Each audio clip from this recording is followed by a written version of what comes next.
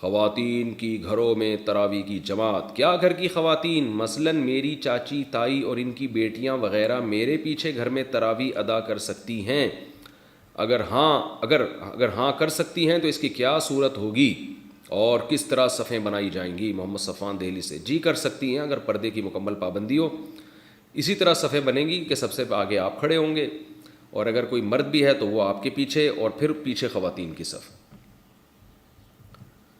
عورت کا تراویح کی امامت کرنا. کیا لڑکی تراویح کی امامت کر سکتی ہے جبکہ پیچھے صرف خواتین ہوں؟ نیز اگر پیچھے لڑکا بھی کھڑا ہو جائے تو کیا حکم ہوگا؟ محمد تسلیم اختر انڈیا سے.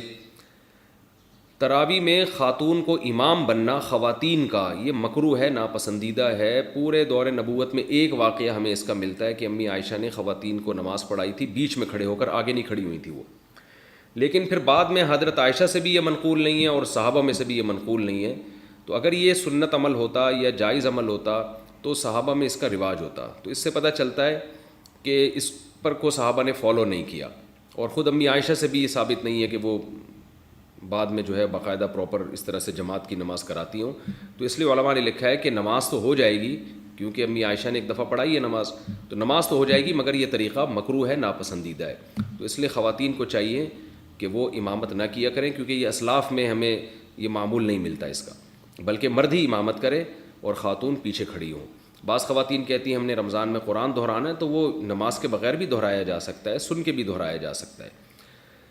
باقی یہ کہ اگر خاتون کے پیچھے کوئی مرد کھڑا ہو جائے تو اس کی نماز تو بہرحال نہیں ہوگی کسی قیمت پہ بھی.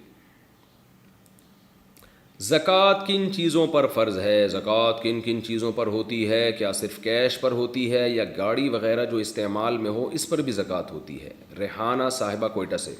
زکوٰۃ 4 چیزوں پر ہوتی ہے، اس کو یاد کر لیں. کیش اماؤنٹ جو آپ کے پاس ہے اس پر بہرحال آپ نے زکوٰۃ دینی ہے، تھوڑا ہو یا زیادہ ہو. سونا اگر آپ کے پاس ہے اس پر بہرحال آپ نے زکوٰۃ دینی ہے، بشرطے کہ 52.5 تولہ چاندی کے برابر ہو اور سونے کے ساتھ بقیہ 3 چیزوں میں سے بھی کچھ ہو. یعنی خالص اگر سونا آپ کے پاس ہے اور پیسے بالکل بھی نہیں ہیں، چاندی بالکل بھی نہیں ہے، تجارتی مال بالکل بھی نہیں ہے، صرف سونا ہی سونا ہے، تو پھر 7.5 تولے سونے سے کم پہ زکوٰۃ ہوتی نہیں ہے. لیکن عام طور پر ایسا ہوتا نہیں ہے. جب بھی کسی کے پاس سونا ہوتا ہے تو کچھ نہ کچھ کیش اماؤنٹ تو ہوتا ہی ہے. تو اس لیے پھر ایسی صورت میں سونا نہیں دیکھا جائے گا، بلکہ یہ دیکھا جائے، سونا اصل نہیں دیکھا جائے گا، بلکہ سونے کی ویلیو دیکھی جائے گی کہ 52.5 تولے چاندی کے برابر سونا ہے یا نہیں ہے. اور وہ آدھا تولہ سونا بھی آج کل 52.5 تولے چاندی کے برابر ہو جاتا ہے. تو اس لیے دوبارہ بتا دیتا ہوں، 4 چیزیں دیکھنی ہے: سونا، چاندی، کیش اماؤنٹ اور سامان تجارت. تجارتی سامان کہتے ہیں وہ سامان جو آپ نے بیچنے کے لیے خریدا ہو اور اب تک بیچنے کی نیت آپ کی باقی ہو. یعنی جس دن زکوٰۃ نکالنی ہے نا، جو زکوٰۃ کے واجب ہونے کی تاریخ ہے آپ کی، اس دن بھی آپ کی بیچنے ہی کی نیت برقرار ہو، درمیان میں نیت تبدیل نہ ہوئی ہو.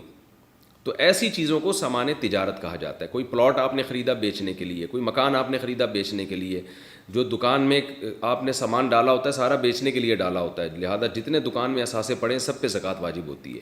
تو جو بھی چیز بیچنے کے لیے خریدی ہے وہ سامان تجارت میں داخل ہے. تو یہ 4 چیزیں اگر آپ کے پاس ہیں اور ان کی مالیت 52.5 تولہ چاندی کے برابر ہو جائے، جو کہ ہو ہی جاتی ہے عام طور پہ آج کل، تو پھر آپ پر زکوٰۃ ان کی واجب ہے. ان تمام چیزوں کو کیلکولیٹ کر کے ویلیو نکالیں، 40 پہ ڈیوائڈ کریں، جو جواب آئے وہ زکوٰۃ ہے. فوراً دے دیں، 2-4 دن بعد دے دیں، فقیر کا انتظار کریں تو کہ جب کوئی مستحق ملے گا اس وقت دے دیں، لیکن حساب اسی دن کا کرنا ہے آپ نے. آسک مفتی طارق مسعود.